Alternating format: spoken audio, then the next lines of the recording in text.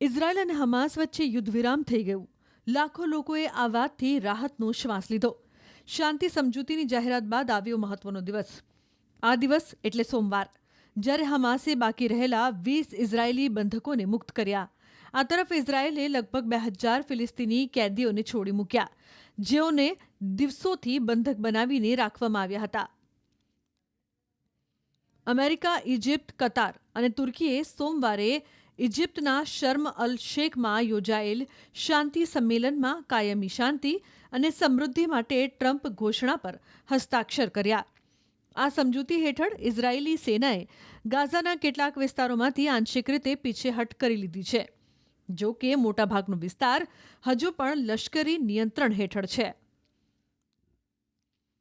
સહાયતા જૂથો મોટા પ્રમાણમાં મદદ પહોંચાડવાની તૈયારી કરી રહ્યા છે, જે મહિનાઓથી બંધ હતી.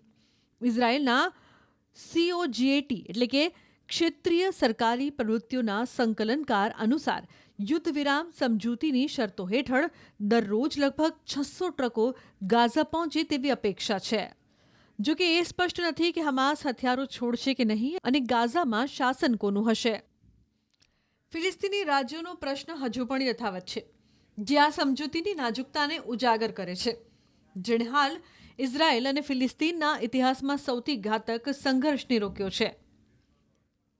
ગાઝામાં બંધકોની મુક્તિની ઉજવણી થઈ રહી છે અને આશા રાખવામાં આવી છે કે સંઘર્ષ ઘટશે. જો કે આ બધાની વચ્ચે માનવીય સંકટ યથાવત છે. ઇઝરાયેલી બોમ્બમારાથી ગાઝા તબાહ થયું છે. તેની અર્થવ્યવસ્થા ખતમ થઈ ગઈ છે. મૂળભૂત સેવાઓ ખોરવાઈ ગઈ છે અને હજારો પરિવારો નાશ પામ્યા છે. ફિલિસ્તીની લોકો કાટમાળમાં ફેરવાઈ ગયેલા પોતાના ઘરોમાં પાછા ફરવા લાગ્યા છે, પરંતુ ગાઝાને ફરીથી વસાવવા અને અહીં જીવનને ફરીથી પાટે ચડાવવા માટે ભંડોળ કોણ આપશે તે સ્પષ્ટ નથી. વર્લ્ડ બેંકે ફેબ્રુઆરી 2025માં એક અહેવાલમાં ગાઝા અને વેસ્ટ બેંકમાં નુકસાન, ખોટ અને જરૂરિયાતોનું મૂલ્યાંકન કર્યું હતું. તે અનુસાર ગાઝાના પુનઃનિર્માણ અને પુનર્વસન માટે $53.2 અબજ અંદાજિત ખર્ચ થશે. ગાઝાના પુનઃનિર્માણ માટે સામૂહિક આંતરરાષ્ટ્રીય પ્રયાસોમાં એ પણ સુનિશ્ચિત કરવું પડશે કે માનવીય સહાય તાત્કાલિક જરૂરિયાતમંદો સુધી પહોંચે. ઇઝરાયલ અને હમાસ વચ્ચે યુદ્ધ વિરામ થઈ ગયું. લાખો લોકોએ આ વાતથી રાહતનો શ્વાસ લીધો. શાંતિ સમજૂતીની જાહેરાત બાદ આવ્યો મહત્વનો દિવસ. આ દિવસ એટલે સોમવાર, જ્યારે હમાસે બાકી રહેલા 20 ઇઝરાયેલી બંધકોને મુક્ત કર્યા.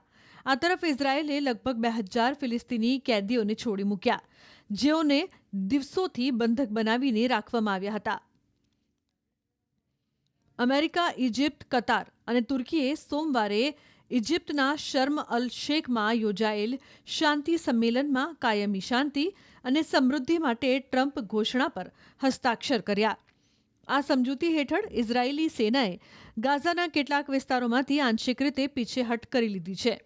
જો કે મોટાભાગનો વિસ્તાર હજુ પણ લશ્કરી નિયંત્રણ હેઠળ છે. સહાયતા જૂથો મોટા પ્રમાણમાં મદદ પહોંચાડવાની તૈયારી કરી રહ્યા છે, જે મહિનાઓથી બંધ હતી. ઇઝરાયેલના COGAT એટલે કે ક્ષેત્રીય સરકારી પ્રવૃત્તિઓના સંકલનકાર અનુસાર યુદ્ધ વિરામ સમજૂતીની શરતો હેઠળ દરરોજ લગભગ 600 ટ્રકો ગાઝા પહોંચે તેવી અપેક્ષા છે. જો કે એ સ્પષ્ટ નથી કે હમાસ હથિયારો છોડશે કે નહીં અને ગાઝામાં શાસન કોનું હશે. ફિલિસ્તીની રાજ્યોનો પ્રશ્ન હજુ પણ યથાવત છે, જે આ સમજૂતીની નાજુકતાને ઉજાગર કરે છે, જેણે હાલ ઇઝરાયેલ અને ફિલિસ્તીનના ઇતિહાસમાં સૌથી ઘાતક સંઘર્ષને રોક્યો છે. ગાઝામાં બંધકોની મુક્તિની ઉજવણી થઈ રહી છે અને આશા રાખવામાં આવી છે કે સંઘર્ષ ઘટશે. જો કે આ બધાની વચ્ચે માનવીય સંકટ યથાવત છે. ઇઝરાયેલી બોમ્બમારાથી ગાઝા તબાહ થયું છે. તેની અર્થવ્યવસ્થા ખતમ થઈ ગઈ છે. મૂળભૂત સેવાઓ ખોરવાઈ ગઈ છે અને હજારો પરિવારો નાશ પામ્યા છે. ફિલિસ્તીની લોકો કાટમાળમાં ફેરવાઈ ગયેલા પોતાના ઘરોમાં પાછા ફરવા લાગ્યા છે, પરંતુ ગાઝાને ફરીથી વસાવવા અને અહીં જીવનને ફરીથી પાટે ચડાવવા માટે ભંડોળ કોણ આપશે તે સ્પષ્ટ નથી. વર્લ્ડ બેંકે ફેબ્રુઆરી 2025માં એક અહેવાલમાં ગાઝા અને વેસ્ટ બેંકમાં નુકસાન, ખોટ અને જરૂરિયાતોનું મૂલ્યાંકન કર્યું હતું. તે અનુસાર ગાઝાના પુનઃનિર્માણ અને પુનર્વસન માટે $2 અબજ અંદાજિત ખર્ચ થશે.